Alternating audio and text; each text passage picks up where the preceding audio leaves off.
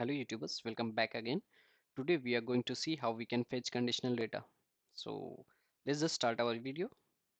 We have fetched all the data in our table, right? So let's just fetch this one, Marcus. But you can't fetch based on your name because in some situation we have multiple values. If you talk about Krishna, we can see two records are there. Whenever you are working with database, you don't know how much data you have with same name. So never fetch any data with a name because otherwise you will get multiple data.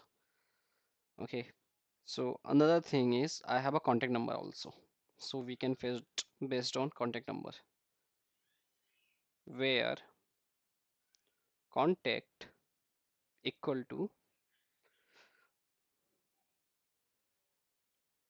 the contact number you can paste here, right? Now you can use this fetch all, or also you can use this fetch one. I'm going to use fetch all so that if I'm getting multiple records, so I can check. Now let's just execute again. Now you can see I got Marcus result. But if I want this Krishna, but in the same in both of case you can see name and contact number is same.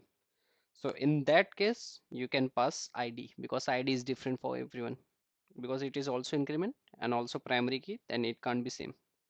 So you can, if you want this and you have ID, you can fetch based on your ID number. Now ID equal to 4. Now you can see I will get a result of Krishna. And if I want Krish, now I just need to pass here ID number.